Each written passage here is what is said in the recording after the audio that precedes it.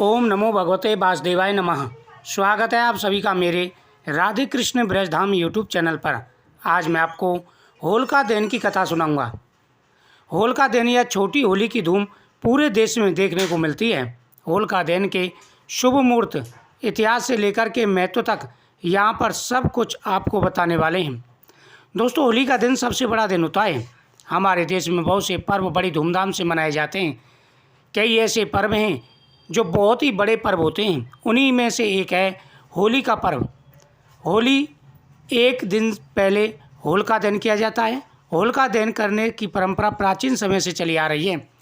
अक्सर होलिका दहन देखते समय हमारे मन में ये सवाल आता है कि आखिर क्यों हर साल होलिका दहन किया जाता है, क्या है इसके पीछे की कहानी।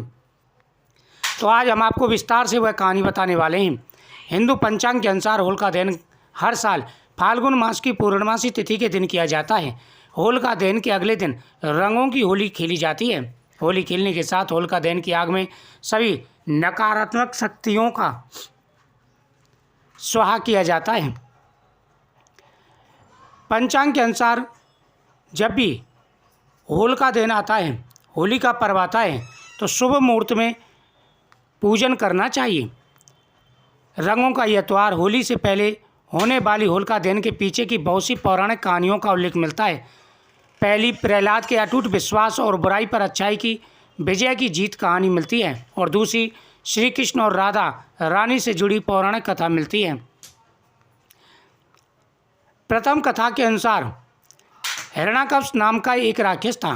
दैत्यों के इस राजा ने भगवान ब्रह्मा से अमरता का वरदान प्राप्त किया था। वह ना तो दिन में मरेगा और ना ही रात में, ना तो मनुष्य और ना ही जानवर उसे मार सकेंगे। यह वरदान प्राप्त करने के बाद हिरण्याकश्यप बहुत ही अहंकारी हो गया और उसने सभी तरह से भगवान के पूजा पाठ पर रोक लगा दी। सभी से उसे भगवान के रूप में पूजा करने की मांग करने लगा। उसका एक पुत्र था प्रहलाद।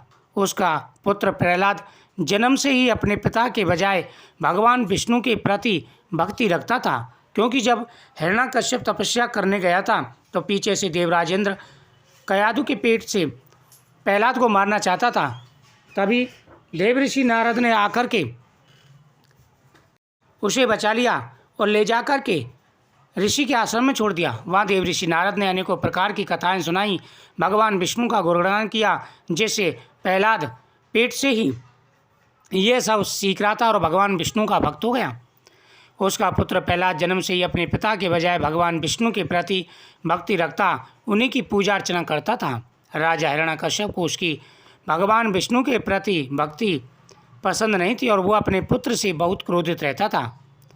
हिरण्याकश्यप ने उसे मारवाने के कई प्रयास किए, उसे बहुत सी यातनाएं दी, लेकिन फिर भी प्रहलाद बच गया।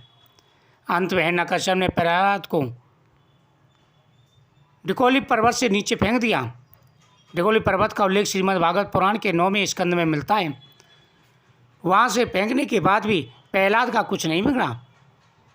हिरण्याकश्यप ने बेटे को दंडित करने के लिए अपनी बहन होलिका को बुलाया, उससे मदद मांगी, जो आग से प्रतिरक्षित थी। उनके पास एक चुनरी थी जिसे पहनकर वह आग के बीच बैठ जाती, जिसे ढकने से आग का कोई असर उस पर नहीं होता था। हिरण्याकश्यप और होलिका ने प्रहलाद को जिंदा जलाने की योजना बनाई। होलिका ने धोखे से प्रहलाद को अपने साथ आग में बैठा लिया, लेकिन भगवान विष्णु की कृपा से प्रहलाद को कुछ भी नहीं हुआ, क्योंकि भगवान विष्णु रक्षा कर रहे थे और उल्टी होलिका ही उसमें जल गई। होलिका प्रहलाद को वही चुनरी ओढ़कर गोद में लेकर अग्नि में बैठ गई, जिस पर आग का कोई असर नहीं होता था। लेकिन भगवान की माया का असर यह हुआ कि हवा चलने से होलिका के ऊपर से वह चुनरी उड़कर प्रहलाद पर जा गिरी। इस तरह प्रहलाद एक बार फिर बच गया और होलिका उस आग में जल गई। इसके तुरंत बाद भगवान विष्णु ने नरसिंह के रूप में अवतार लिया और धूलेणी बेला, यानी कि दिन और रात के बीच का जो समय होता है, डिकोली स्थित मंदिर की दहलीज पर हिरण्याकश्यप को अपने नाखूनों से फाड़ डाला। तब से लेकर अब तक पूरे देश में होली से एक दिन पहले होलिका दहन की परंपरा चली आ रही है। यह पूरी कहानी बुराई पर अच्छाई की जीत का प्रतीक है। यही कारण है कि होली से एक दिन पहले होलिका दहन किया जाता है। और बड़े उत्साह के साथ सभी लोग होली का पर्व मनाते हैं। फाल्गुन माह की पूर्णिमा तिथि को होने वाला होलिका दहन हिंदुओं के लिए बहुत ही महत्वपूर्ण होता है। होलिका दहन के दिन स्नान करके और साफ कपड़े पहने। इसके अलावा आप आग में जलाने के लिए लकड़ी, पत्ते, गाय के गोबर के उपले, तिल, सूखा नारियल और गेहूं के दाने इकट्ठे कर लें। होलिका दहन में अर्पित की जाने वाली वस्तुओं को एकत्र कर लें, जैसे फूल, मिठाई, नारियल, गेहूं और सभी प्रकार की वस्तुएं एकत्र कर लें। होलिका दहन के दिन तामसिक भोजन जैसे मांस और शराब का सेवन करने से बचना चाहिए। होलिका दहन के दिन पैसे उधार देने से बचें, क्योंकि यह शुभ नहीं माना जाता और ऐसा करने से व्यक्ति को आर्थिक परेशानियों का सामना करना पड़ता है। पूरी विधि विधान के साथ में होलिका दहन का यह पर्व मनाएं। उसके बाद में अगले दिन होली का पर्व मनाएं। तो होलिका दहन की यह पौराणिक कथा है। इसके श्रवण करने से मनोकामना पूरी हो जाती है। वीडियो को शेयर करें, चैनल को सब्सक्राइब करें, कमेंट में ओम नमः शिवाय जरूर लिखें।